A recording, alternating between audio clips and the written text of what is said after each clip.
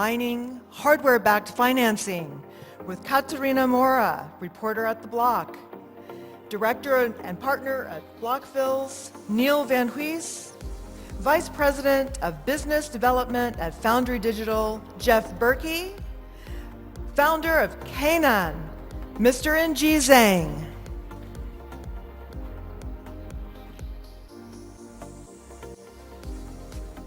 Hi, everyone. My name is Catarina Moura. I am a reporter with The Block, focusing on Bitcoin mining.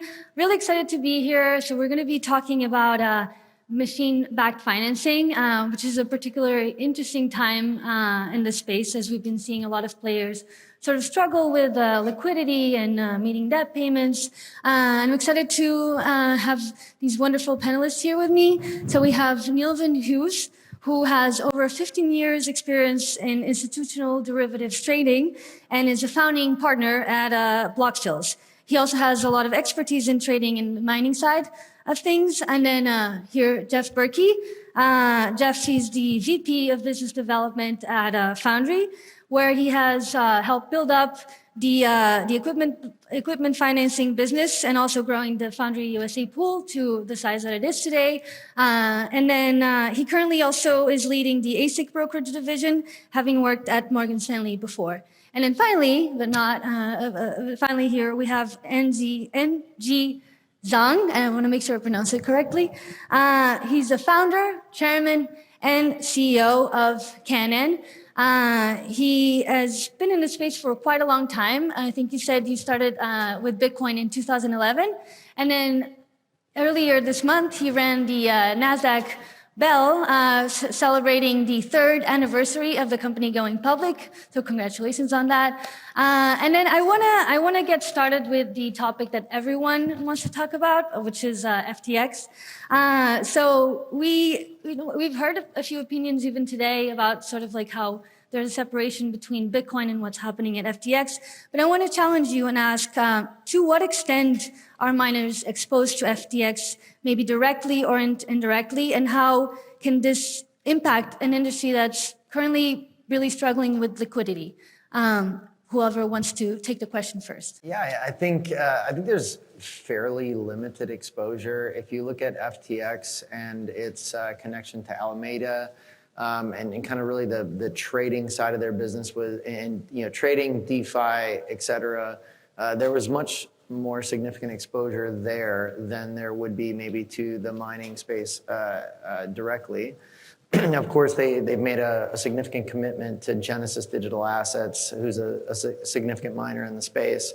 But I think most, if not all, of that was equity based. So I think it's a limited exposure to mining players individually.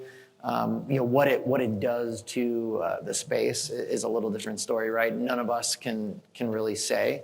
It's a confidence thing for the sector. But ultimately, I think Bitcoin miners are going to continue to be around, and they're going to navigate these waters accordingly. But ultimately, I think FTX through long conversations many times that they kind of stayed away from the mining sector for a lot of different reasons. It was really not their bread and butter. But today I think it's quite limited. I don't know what you think. I think besides the Bitcoin price, I want to say something for the miners. Last round, I mean like 2017 to 2018. At that time, I think the transaction fee is about 20 to 30% of the miner's profit. It's combined with the fixed rate and the transaction fee in the block. But this round, because the centralized exchanges take over, and I think the transaction fee is lower to a single digit in this round. So I think it's really very bad for the future of mining, because their halving happens every 4 years. So I think this time most of the traders inside, especially in US, they will change to on-chain trading, but the centralized trading. So I think that's a good thing. Yeah. Yeah, I think that's an excellent point. I think short term, I think this is probably bad for bad look for the industry, but long term, I think this is actually probably a pretty positive thing for the industry and for Bitcoin mining specifically. Look, there's only 900 Bitcoin mined every day, and that's a scarce, precious commodity, and we're learning that, right? Like everyone needs this Bitcoin, and they don't have it, Yeah. right? So if you're a miner and you're mining Bitcoin, you have the thing that everybody wants and needs. And then I want to get into a big point here, which is so like I was talking before, we've seen signs of some players in the industry struggling to make debt payments, and I want to ask you all sort of what are the implications of machine-backed financing in current mining economics, and particularly looking at how those terms were set like a few months ago, and now we have a different scenario. Yeah, I think the rise of hardware financing from, call it 2 years ago to today was a very fast-moving animal in the space, right? Capital markets have traditionally not treated miners very well. Significant dilution on the equity side, significant interest rates to get access to capital on the debt side. So to have miners go from using crypto-backed loans to not just crypto-backed loans, now to hardware-backed loans, it was a very fast-moving thing. And as hash rate migrated to North America specifically, you've got very traditional firms and crypto native firms like our own that were ready to come into the space. Most people didn't understand mining that were traditional underwriters. We took that upon ourselves to raise cash for these guys and support them with pool services, all the things that they would need to grow here and be successful. But ultimately, with anything that's very fast moving in a space that's very lucrative, no different than maybe how you look at FTX underwriting on the equity side. There was probably poor underwriting by some players for access to the return structures and potential players, right? I think when we started underwriting over 2 years ago, we were underwriting with very specific things in mind. At that time, those things are still true today, full circle. Now, from then until now, a lot of things changed. People were charging twice what they were paying for hosting services a year or two ago, right? So there's a lot that's changed in the middle, but ultimately, I think there's quite a few players that made mistakes in underwriting. There's quite a few players that are not properly set up financially or in human resources to take on debt the way that they took on debt. And today we're seeing that, right? So I don't know how much worse it really gets, but I think ultimately part of our thesis is that I don't know that I see hardware pricing looking like the thing that it looked like over the last year, which was a very vicious game. Right. And so ultimately, I think hardware financing gets more common. I think it remains very sturdy, but you've got to be the proper underwriter in the space, no different than like a bank would underwrite in the past. So there will be lessons learned from all this, and there will be mistakes made, and we'll all learn from that. But ultimately, the underwriting is the key to everything about these hardware-backed loans. There are definitely miners throughout the world that deserve capital, and they deserve access to hardware financing. And then there are ones that do not. Mm-hmm. And I also want to get to, let's bring this up now. What are those lessons that we're going to see? How is underwriting going to change? How are financiers going to be looking at the space differently? Like, do the criteria change? Yeah, I can jump in there. I think there's no question. I think there's going to be changes and like more restrictive, right? So we'll probably see lower LTVs, escrow accounts, maybe shorter durations in some cases.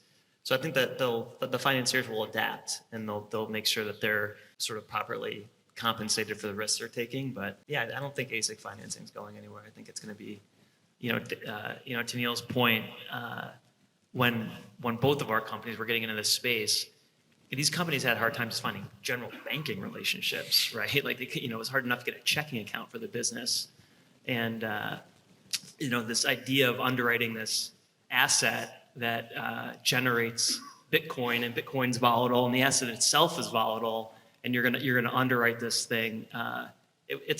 There weren't a lot of players in this space that willing to deploy capital into it, and that changed, and so that's both a blessing and a curse, right? A lot of capital came in. There was a lot of leverage in the system, and if you were lending people a lot of money at $10,000 equipment prices with 80% LTVs, things got bad fast, and I think people will be more cautious going forward. I want to ask you specifically, Angie, because you've been in the space for a long time and you've seen other cycles in the past, and you've also seen the industry sort of migrate from China to the U.S. How do you look at all of this? I think capital gives a rapid development in U.S. market, especially for the last year.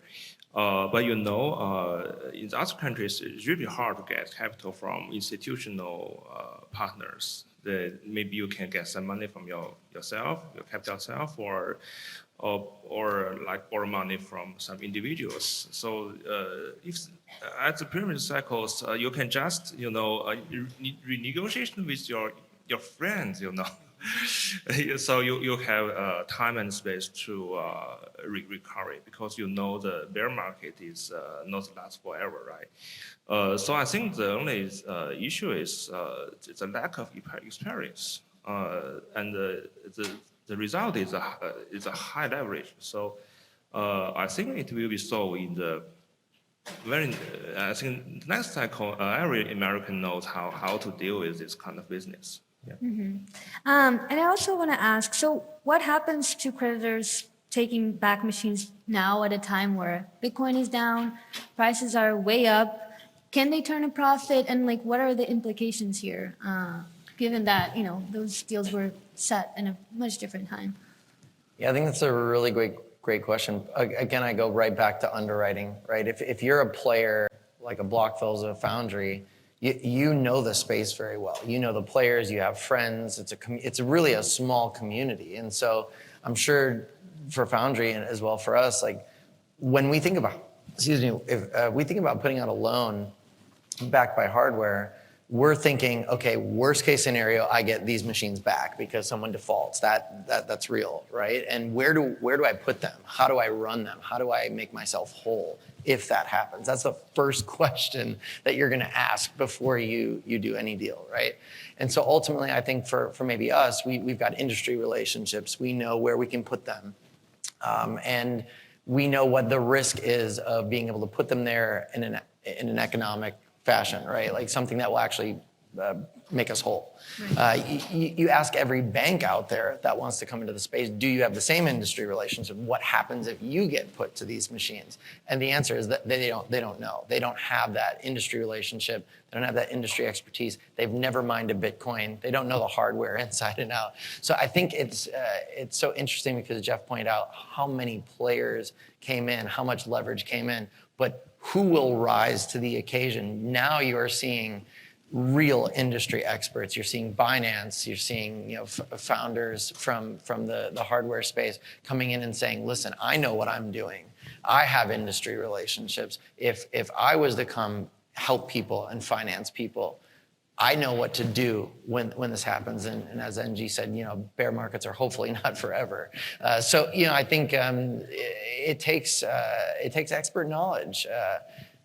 Banks are banks writing mortgages for a reason. They've got expert knowledge and expert scenarios and cases, what they can do in these environments. There needs to be experts in the room financing this community, and maybe that means that players like us partner with banks. Right.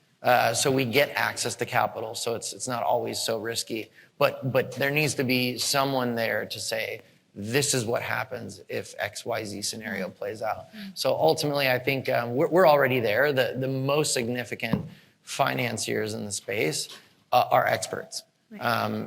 The people that were trying to run into the space were investment banks, et cetera. They needed to learn. They're learning right now with very limited, if not no exposure.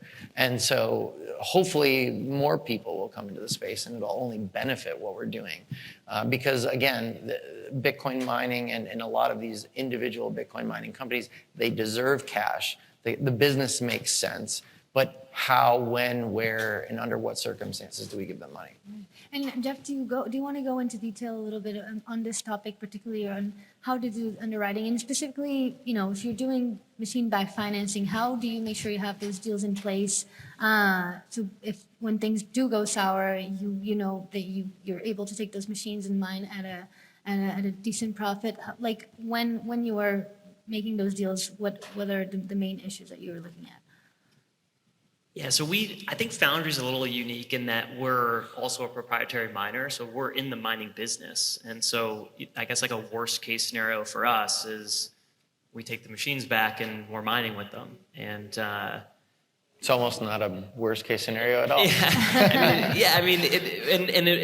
kind of just depends on, I guess what we don't control is we're likely taking them back to mine with them at a time when the economics aren't, as compelling as they once were. But I know for me personally, every time I was underwriting deals, I always thought about like that put price to us, right? That like, hey, if these machines are $60 a terahash, all right, if we lent 50% against that and we got them we'd technically be getting them at $30 if they never made a payment, can we live with that, right? And so I think as the lenders in the space now that are getting, potentially taking back some of their collateral, I think a lot of it just depends on like what were the deals structured at. Like if we're doing sort of $40 terahash machines at 50%, and now you have these machines at $20, and they've maybe made some payments already. Yeah. You could probably, you sell them for $15 a terahash, and like you may get all your money back. Yeah. You know what I mean? So that's not a horrible outcome. And so I think the lenders. It'll be interesting. I mean, again, obviously, if Bitcoin or if ASIC prices go to like $8 a terahash, it's a different story. But I think at current levels, and I think there's still liquidity in the market. I think in every cycle, it's kind of a game of musical chairs that fresh capital comes in and the names change, but the network's the same, the machines are the same, and so new capital coming in, to buy distressed miners, like this is a great time to be getting into the business. I want to throw in something because this is a topic that we discussed the other day, which is, we see a lot of miners now invest at a large scale in immersion cooling systems. In terms of efficiency, they see benefits there. But I know that you had like slightly different views on underwriting with those types of machines because of like how easy or not easy it is to then move them. So I wanted to sort of like bring that topic and hear how your views are different on this. Yeah, I think for us, well, first of all, the point is it's complicated, right? And everyone's going to have a view on it. But I think it goes back to, what is your expertise, right? Again, do you have industry relationships? Do you have experience in certain scenarios, right? Immersion cooling, air-cooled mining, one jurisdiction, another, whatever it may be. We have a high tolerance for immersion because we've been doing immersion for a really long time. In fact, our very first immersion conversation was with Canaan. They were on the leading edge of immersion years ago, before it was largely a topic. And so there's definitely efficiency gains. If you look past the ASIC market for a second, you can already see in high performance compute on the GPU side where partners to the big hardware groups like an NVIDIA or an AMD, you typically have to go in and buy through those partners, through the distribution partner network of NVIDIA or AMD. And many of those groups are already offering insurance or warranty coverage on immersion for GPUs. Now you've got even MicroBT, who has done a significant due diligence on immersion in certain dielectric fluids.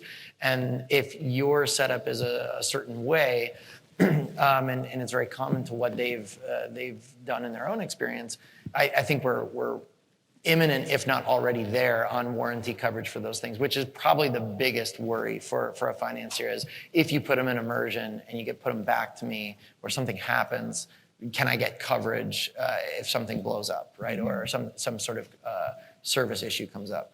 So we're very comfortable with that. We've done a lot of hard work. There's other guys that have been immersion mining for a really long time, and we spent a lot of time with those players looking to finance them. So we've learned a lot. So we have a high tolerance because we have experienced that. Maybe I could see why someone wouldn't have a high tolerance if they didn't have experience or just didn't want to take the risk. So, and maybe you guys have a slightly different position. Yeah, I think there's 3 issues block the immersion cooling for the machines. One is, the deployment is slower than the air cooling one. So when it's in the bear market, time to market is everything. So this is the first one. The second is when the bear market comes, the high deployment cost becomes the main issue, and because in the bear market, the cost effective is very important. But I think this round is different because I figure out there's, with the place, the regions with lower energy price is really hot, and maybe over 130 or 40 F when the summer comes. So I think air cooling is really hard to do. We have evaluated it for a long time. So this time I think like the oil cooling 1-phase immersion, or I think 2-phase is maybe a little bit like expensive. Even today, we had to do some tests. It can run at like 140 with the oil's temperature. So I think it's very encouraging. And also, I think we can split the system. One is about the module. We do the version module for the system. And about the tank, the whole system, it should be done by some expertise that I mentioned, or some companies with experience. That will be better, I think. And Angie, I want to also ask you, where do you sort of see the future of Bitcoin hardware going in terms of new products and what the industry will demand, as you mentioned, when we do get past the third Firstly, market? I think the Bitcoin mining hardware is still in a very, it's very, very fast growing. Like this year, we switched to 25 joules per terahash to 30 per joules per terahash.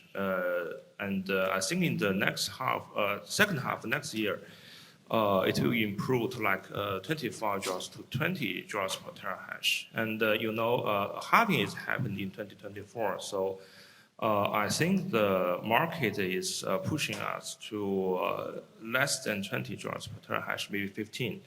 So I think in the next at least 3 years, the development of our, the R&D, we spend a lot of money on this.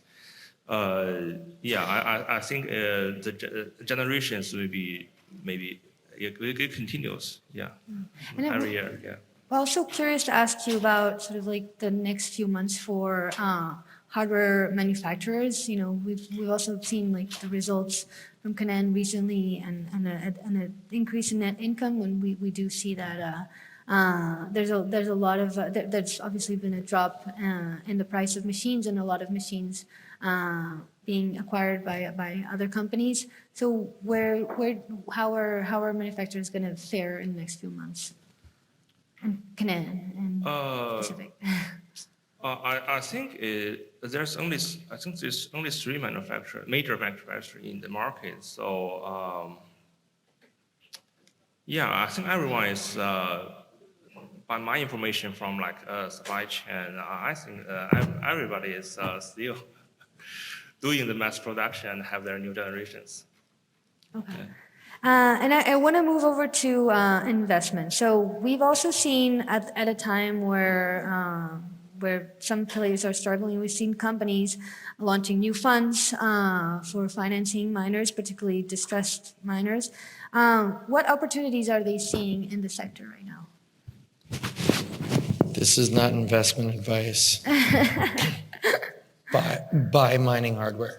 I think now is for me, and I'm just talking out loud for myself. I think if done diligently, if you have experience, now could be an incredible time to begin thinking about making investments into mining to either one, make an investment for the first time, to expand your operation or your footprint on whatever you've been looking to build for quite some time.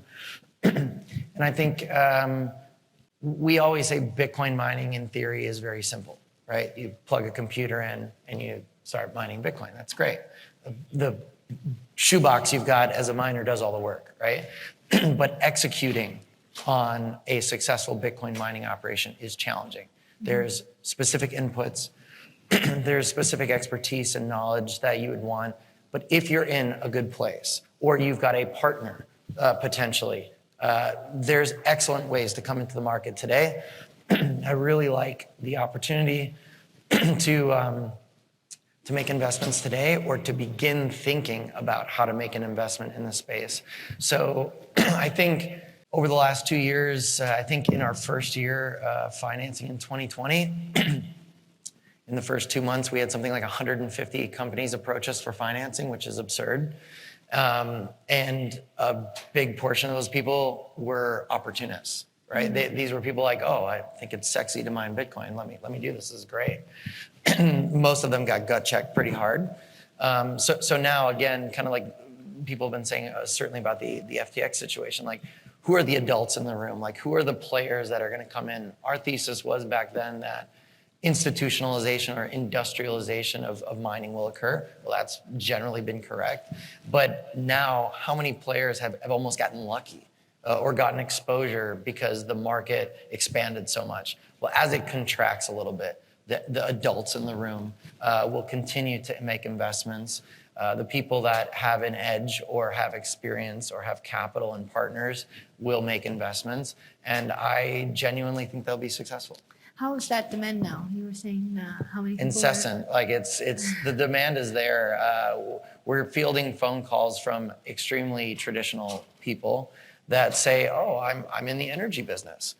I think it's very interesting that maybe I can make an investment today that's much different than if I invested over the last year. We've been looking at it for a year. We've been looking at it for 2 years.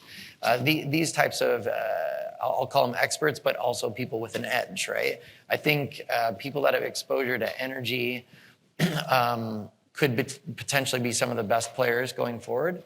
But very, very traditional folks, family offices, people with investment exposure to certain things where they can strategically align Bitcoin mining operations with other portfolio companies. We're taking tons of phone calls about that today. So highly traditional folks, not so much crypto native. Interesting. How about you, Jeff? Yeah, we're definitely seeing some of the same things. And specifically as it relates to the sort of distressed funds and their interest in buying hardware. You know, Foundry X, our trading desk, is getting a lot of inquiries, and I think there's a lot of price discovery going on. And so, if you're looking to buy, you know, like a J Pro in the United States, you know, you're probably looking at roughly $15, $16 a terahash right now. And I think these distressed funds, right? Our sister company launched GDIO, and Jihan at BitDeer launched his fund, and there's going to be more announcements coming, I'm sure. They want to pay for that same machine, right? They want to pay $5 or $6 a terahash, right? So it's not distressed enough, I think, for some of those large-scale players. And so the cash coming in now, and there is activity. Like there's buyers calling every day to buy gear, and I just think it's going to be interesting to see if like these really large pools of capital sort of miss the bottom, right? Like they're waiting for an even steeper discount that may come, but it may not, right? I mean, it's so they're still waiting around, right? So they're still waiting around. Yeah, I think they're waiting for like a better price, right? I mean, if to make a really large scale purchase. But I think that's such a great point, because one guy's $15, awesome deal is another guy's $5, right? Again, I think that's when we talk about like who are the potential type of strategic players. If one guy has just a ton of money, and he likes the industry, but he can only get, I'm just making this up, 6 cents per kilowatt hour pricing to run his miners, that might be very different than another player who's like, I have free energy. I've got free clean energy. And I can set up shop and be quite a bit more efficient than the last guy at $15, so or at $5. So I think it's super interesting to see who's coming out and saying, I have a pool of capital, I'm interested in not only as, kind of where is that price discovery on the machine side, but what is the price discovery, if you will, on efficiency of running an operation. I think that bar is going to be raised. The future of this is like maximum efficiency, partnerships, players with an edge, et cetera. Energy is going to come into play big time, just like it was when we started to collectively underwriting 2 years ago. It was much more sensitive 2 years ago than it was over the last 2 years, but that sensitivity is back. So yeah, I think one guy's $15 is another guy's $5. And that was $100, just less than a year ago. So. Did you want to say something? Yeah, I want to add some colors on this. I know, I think I understand why is there someone told that let's wait for $5 or $6. Back to late, I think 2018, because at that time, the manufacturers of miners is facing serious cash flow problems, including us. So I think we are selling machines at maybe 150 per machine, old models, I mean. And a lot of people rush in and buy all the machines. And after 5 months, the machine's price is about 700. And they have mined for about half a year.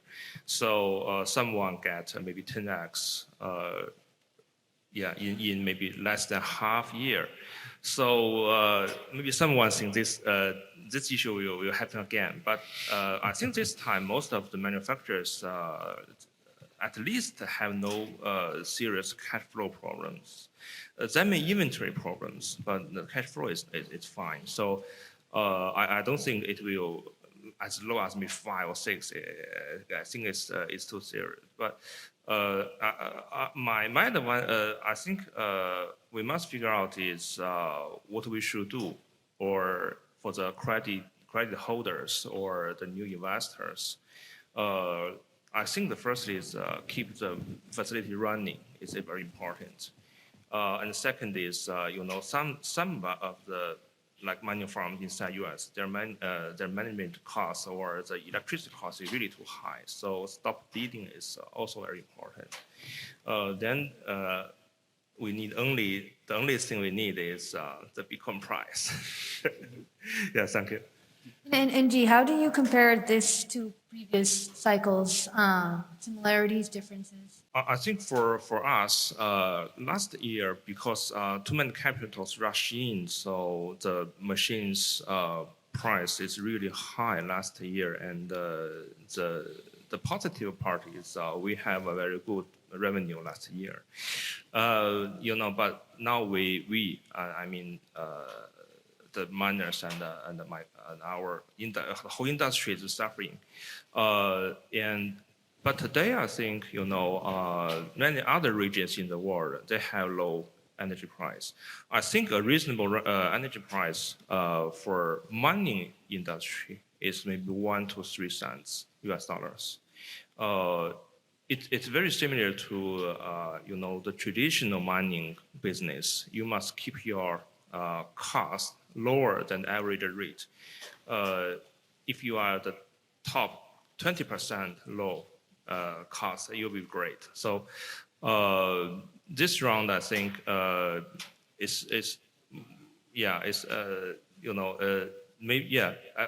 think that you must just mention about it. There are too many, the leverage is too high, and everyone use debts. Previous cycle, there are no such high debts from institutions. So this is the most important part. And before we get to final thoughts, I also want to go back a second and address, we were talking about new players coming into the industry. What do you guys see as the best strategies to deploy capital? If you are coming from, maybe you're coming from energy, maybe you're coming from other sectors, what are the best strategies for that? Yeah, I think at a 40,000-foot view, it's very challenging to do alone. I think For so long now, especially over the last 2 years when the rise of equipment finance became common, many people got very private. And I don't want to disclose this. I don't want to share my secrets on that, whatever it is. But ultimately, some of those people are in the biggest stress today. And I think you need to create friends and create partners and find ways to make it a win-win. When you do that in an ecosystem like mining, which could have very significant and positive return structures, everyone gets fed, everyone does well, and the industry moves on in a positive way. The more someone thinks that they're unique and special, and then they lever up to be unique and special, the more risk there is to the underlying industry, I think. So going forward, I think the best way to deploy is if you think you're unique and you think you're special, it's likely because you have some sort of partnership. You've got some sort of unique edge with an energy guy or another data center group or something, right? But you're likely not doing it alone. And so continuous relationships with the manufacturers at a high level, continuous relationships with energy-based groups, I think that that leads to a great investment strategy going forward. And Jeff, any other thoughts, closing thoughts on lessons learned and where we're going from here? Be careful with how much leverage you deploy, and just, you know, there's not too many businesses where the profit margins go from like 80-90% to like zero, you know, after 24 months or something. And just all these things need to be like, whether it's treasury management or underwriting, like you have to sort of account for the entire cycle. And I just think that like in this last go around, too many people were focused on it like always being as good as it was for, 18 months. And so I think you need to have a more thoughtful approach around the entire cycle if you're going to survive and last. I think if you want to get money from your business, not capital, I think first is no loans, take investments, share your profits, and put 100% of your time on execution. Yeah, that's All right, my advice. Hedge yourself. Hedge yourself. Hedge yourself. Remember these two words. Hedge yourself. All right, thank you everyone. Some really great points here. Thanks so much for coming. And thank you everyone else in the audience.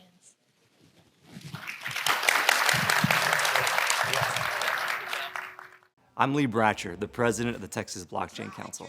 Thank you to everyone who came out to this year's summit, helping us make it the best one yet. Now more than ever, we need professional industry associations like the TBC to help craft effective policy instead of the CEOs of centralized exchanges roaming the halls of various state capitals or in DC. Texas is quickly becoming the center of the universe for Bitcoin, blockchain, and digital assets. If you want to be part of the future that we are crafting here in Texas, join the TBC today.